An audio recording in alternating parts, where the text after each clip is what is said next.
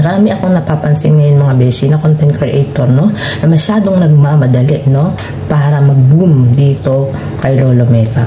Napakaraming gustong sumikat agad-agad, nirarush ang pagsikat. Bakit? Bakit nyo nirarush ang pagsikat nyo? Bakit nyo nirarush ang lahat-lahat dito sa mundo ni Lolo Meta? Walang ganun, beshi. Walang pagtulog mo, boom, yun agad, no? Sikat ka kaagad. So, syempre, eto. Bibigyan natin ng reaction yung mga magagaling, ano? Wala ka na bang maisip na content? So, ito na lang naisip mo. Ayan, Pilipina ka, diba? Kaya, napakaliit ng tingin ng ibang lahi. O dito man, kung sa abroad man, saan man kami magpunta, napakaliit ng tingin ng mga ibang lahi sa mga Pilipinang gaya ko dahil na rin sa kagagawa ng magagaling ng mga babaeng ito, no? Halimbawa na dyan yung mga gumagawa ng content ngayon na nagkalat sa social media. Naging viral pa mga beshi. Nakakalungkot and hindi nakakatuwa. Ayan, nakakadiri. Ayan, nakakadiri. Gagawa ka ng content na yun lang ang alam mo, yun lang ba ang kaya mong ibahagi, no, sa iyong mga followers, sa ibang tao, sa buong mundo kasi nag-viral ka. Nakakalungkot, no, na kaming gumagawa ng maaayos na content, nagpapatawa, ha, ayan, na nagbibigay ng saya sa ibang tao, nagbabahagi ng kaalaman, ng matinong content. Pero ikaw, diba, kudos naman sa'yo, besh, gumawa ka ng maayos na content. So, naglipa na, nag-million views. Hindi po nakakainggit yun kasi hindi ka rin kikita ron, beshi. Gumawa ka man ng ganun kababalaghan, gumawa ka man ng ganun kaek-ekan dito sa mundo ni Meta World, hindi po magtatagal ang iyong page or profile. Magkaka-issue yan. So, hindi ka sisikat sa ginawa mo. Sisikat ka dahil maraming magagalit sa'yo at maraming mandidiri. Lalong-lalo na dyan, mga beshi. Kauna-unahan, pamilya mo, mga kaibigan mo, lalong-lalo na beshi kung may anak ka, yung mga Pilipina na yan, tapos mga may edad pa, o diba, mga may edad pa mga beshi, hindi sila kabataan. So dapat yung respeto, ano, diba, kasi alam na dapat natin yung tama at mali. Talagang beshi, nag-viral ang kanilang ginawang kababalaghan. Ikaw ba naman, beshi? Sa Pilipinas, syempre, hindi nila masyadong papansinin kapag matino ang content mo. Marami sa Pilipinas ang mga marites. Marites kapag may kalukuhan, kapag puro kagagahan ang pinagagawa mo sa social media, kapag kadiri-dire, yon, ikakalat pa nila yon. Pero kapag matinong content, hindi nila papansinin yan. Kapag maayos na content, hindi nila papansinin yan. Ayan, hindi ko po inaano ang inyong content, pero as a Pilipina, ayan. So, dito sa abroad, kaya napakaliit ng tingin sa aming mga Pilipina. Kahit saan nyo po itanong yan, maliit, cheap ang tingin sa mga Pilipina, no? Lalo yung mga nagtatrabaho sa labas. Cheap ang tingin ng ibang lahi sa mga Pilipina dahil daw ang mga Pilipina easy to get. Ayan, ang mga Pilipina ganyan manamit. Ayan, ganyan kumilos, easy to get, bula-bulahin, ganun-ganun na. So, ayan mga beshi, yun na po ang bansag sa aming mga Pilipina dito. So, huwag nyo nang dagdagan sa Pilipinas. Gumawa kayo ng content na kaaya-aya. Gumawa kayo ng content na maayos, no? Nakahakot ka man ng million views dyan, mga beshi. Hindi po kikita yan. So, kung kikita ka man, hindi magtatagal yan. Hindi magtatagal, hindi ka magtatagumpay, no, sa iyong content. Kung baguhan ka pa lang, beshi, at hindi mo alam kung ano yung gagawin mong content sa page or profile mo, marami naman pwede. Ayan, halimbawa, hindi mo pa alam, baguhan ka nga lang, hindi mo pa alam kung anong gagawin mong content, kung anong gagawin mong video, no, kung ano yung ibabahagi mo sa tao, sa iyong mga followers. So, marami dyan. Ako nga iba-iba, diba? Iba-ibang niche kasi hinahanap ko kung saan ako huhusay. Hinahanap ko kung saan ako gagaling.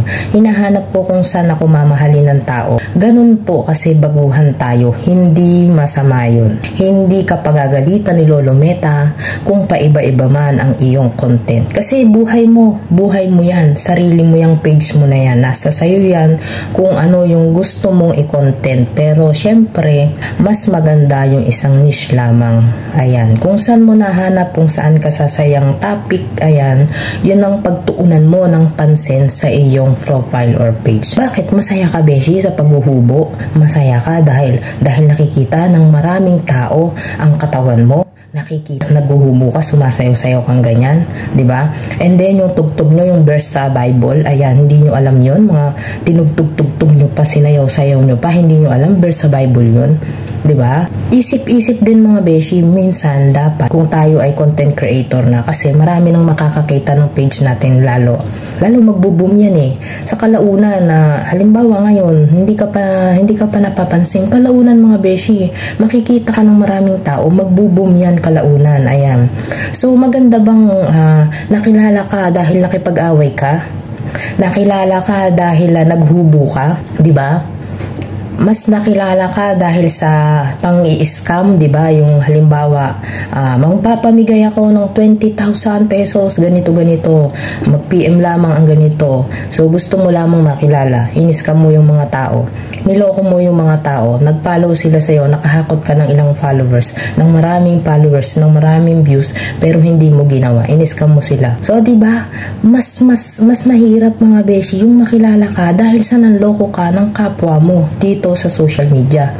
Mas masarap makilala yung maayos or maganda yung content mo una pa lamang. Ayan, 'di ba? Hindi man tayo perpekto, no? Sa labas ng social media, hindi man tayo mabuting tao sa tunay na buhay, 'di ba? At least, no, mga beshi, yun yung nasa puso natin. Yun yung gusto nating ipakita sa tao. Walang perpektong tao eh. Wala namang perpekto, wala talaga, beshi. Kahit ako, hindi ako perpekto, no? Walang perpektong vlogger or content creator. So, depende lang yan sa mga taong tatanggap sa'yo, sa mga taong titingin ng good qualities mo. Ayan. So, hindi natin maiiwasan yung mga taong ayaw sa atin. Hayaan lang natin yan. Pabayaan mo yung mga yan. Hindi maiiwasan sa buhay yan, no? Hindi talaga maiiwasan yan. Lahat tayo may mga taong maiinis sa atin, hindi magugustuhan yung ginagawa natin, ibabash tayo, mamaliitin tayo, idadown tayo, no? So, hindi mo maiiwasan, hindi mo maaalis yan. Kasi challenge yun. Challenge yun para mas galingan mo sa pagko-content, sa paggawa ng content, no?